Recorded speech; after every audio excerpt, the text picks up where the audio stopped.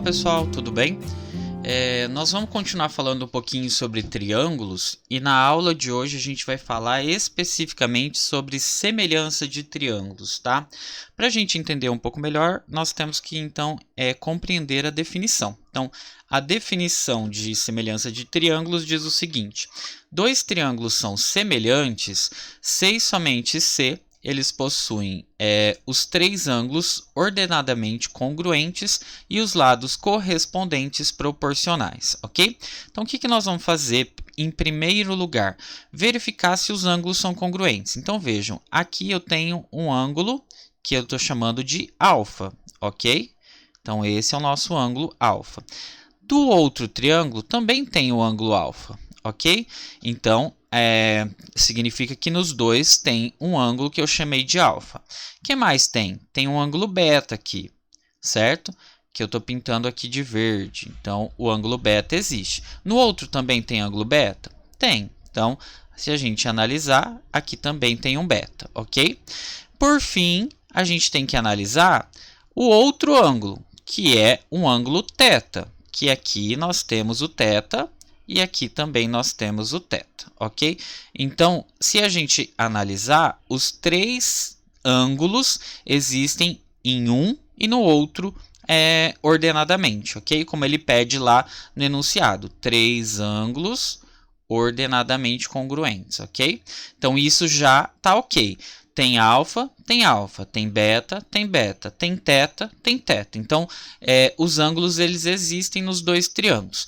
Agora, o que a gente vai analisar? Se existe a proporção entre os lados. Ou seja, se existe proporção, é analisar se os lados são proporcionais. Então, por exemplo, se eu pegar aqui do A até o B, eu estou chamando de lado C, ok? Então, esse aqui é o nosso C. Do A' até o B', eu estou chamando de Z. Por que eu estou escolhendo esse? Porque é o lado que está entre o alfa e o beta, que é correspondente ao lado que está entre o alfa e o beta. Então, tem que existir uma proporção entre o C e o Z. Entre o beta e o θ, nós temos o A.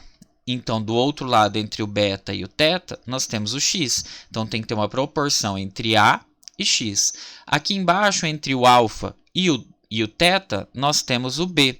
E aqui entre o alfa e o θ, nós temos o Y. Então, existe também uma proporção entre eles, ok? Então, o que a gente pode dizer? Que se A é proporcional a X, né? Existe uma razão entre A e X. Existe uma razão entre o B e o Y, que são os daqui de baixo. E existe uma razão entre o C e o Z.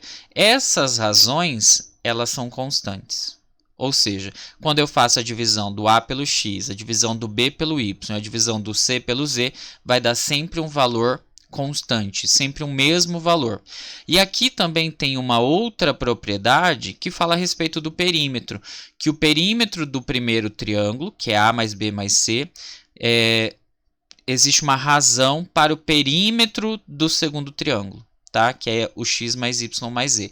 E essa razão também dá a mesma constante. Então, quando eu faço a razão entre os perímetros, eu também consigo a mesma constante. Então, essa daqui, que é a K, é a chamada, então, de razão de semelhança entre os triângulos, tá? E aí, algumas outras observações importantes. Se o K for igual a 1, significa que os triângulos são congruentes. O que significa ser congruente? Significa que os lados vão ter a mesma medida. Então, se aqui valesse 10, para K igual a 1, o X também teria que valer 10. Tá? E isso quando o K vale 1. Então, quando o K vale 1, tanto os lados quanto os ângulos serão iguais, ou seja, os triângulos serão congruentes, ok?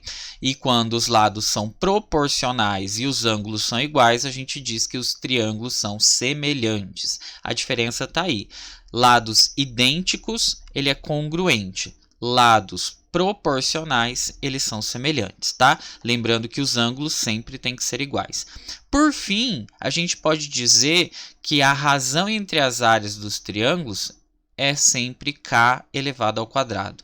Então, se eu sei que a razão entre os perímetros dá k elevado a 1, porque eu estou falando de perímetro, é uma soma de dimensões. Então, eu tenho o comprimento, a largura, então eu tenho os três lados onde eu estou somando. A resposta continua sendo em metro. Agora, quando a gente faz a área, a resposta é em metro quadrado. Logo, a razão entre as áreas também tem que ser o k, esse mesmo k aqui, só que ao quadrado, ok? Então, a definição de triângulo semelhante é isso. Vamos ver um exemplo aqui que eu coloquei simplesmente com números, tá? Para a gente fazer uma análise rapidinha a respeito disso, tá? Então, aqui, ó, a figura A e a figura B, ok? Aqui tem os lados e aqui também tem os lados. Vamos analisar primeiro os ângulos. Então, se a gente olhar, ó, aqui tem ângulo alfa, aqui também tem ângulo alfa, tá? Vamos pegar o beta. Tem beta? Tem. Tem beta aqui, tem beta aqui. Então, significa que o beta tem nos dois. Tem gama? Tem gama. Então, o gama, que aqui ele está chamando de Y, tá? Mas isso é o gama maior, maiúsculo, tá bom? Então, esse seria o gama. Pronto, fizemos aí, então, agora a nossa análise. Ângulos são idênticos. Agora, a gente vai analisar as proporções, ok? Vamos verificar se existe proporção. Entre alfa e beta, que são esses dois ângulos aqui, o alfa e o beta, nós temos o 13,5. Entre o alfa e o beta, nós temos o 4,5. Então, essa é a primeira razão que eu consigo escrever. Então, 13,5 dividido por 4,5 dá 3. Agora, vamos analisar entre o alfa e o gama. Entre alfa e gama, nós temos 18,6. Entre alfa e gama, a gente tem 6,2. Se eu fizer a divisão, também vai dar 3, ó. Vamos ver agora entre o beta e o gama. Entre beta e gama tem 18. Entre beta e gama tem 6. Fazendo a divisão, 3. Então, como todas as constantes aqui são iguais, ou seja, todas elas têm a mesma constante de proporcionalidade, significa então que todos esses lados são proporcionais, e aí a gente pode dizer então que essas figuras são semelhantes, ok? Então, os ângulos são correspondentes têm medidas iguais, ou seja, eles são congruentes. Os ângulos a gente olhou em primeiro lugar, e os lados são proporcionais, porque eles têm a mesma constante de proporcionalidade, que no caso é o número 3. Feito isso, analisado essas duas coisas, a gente consegue concluir que eles são semelhantes, ok? Vamos ver o teorema fundamental, tá? O que diz o teorema fundamental? Uma reta paralela a um dos lados de um triângulo, de modo que intercepte os outros dois lados em pontos distintos, determina nesses dois lados segmentos proporcionais. Então, aqui está o desenho do que ele está falando. Uma reta paralela, que ele está chamando de R, a um dos lados, né? Que no caso ela é paralela ao lado AC, tá? Quando a gente faz essa reta paralela a um dos lados, ele intercepta os outros dois lados, que seria o lado AB e o lado BC, em dois pontos, que seria esse ponto P e seria esse ponto Q, ok? E isso, quando acontece, acaba trazendo segmentos proporcionais aqui, tá? Então, o que eu posso dizer? Posso dizer que de B até P e de P até A existe uma razão entre eles, e que de B até Q e de Q até C existe uma outra razão, e essas razões são iguais porque elas são proporcionais. Então, BP e PA é proporcional a BQ, QC. A mesma coisa eu posso falar do todo, então de B até A e de B até P, que seria só esse pedaço, é proporcional de B até C e de B até Q, ok? Assim como eu poderia ter falado também da base, PQ também é proporcional a AC, tá? As bases também são proporcionais. É isso que diz, então, o teorema fundamental a respeito da semelhança de triângulos. Por fim, aqui a gente trabalha também com o teorema de Tales. Então, se duas retas são transversais e um feixe de retas paralelas são transversais a um feixe de retas paralelas, então a razão entre as medidas dos segmentos de dois segmentos quaisquer de uma delas é igual à razão entre as medidas dos segmentos correspondentes da outra. Então aqui, ó, coloquei para vocês um feixe de retas paralelas, R, S e M, são todas paralelas, está escrito aqui, ó, R é paralelo a S, que é paralelo a M. Então, o que acontece? Esses segmentos aqui, eles são proporcionais. Então, eu posso falar que A está para B, assim como C está para D. Então, a razão que existe de A para B é a mesma razão que existe de C para D.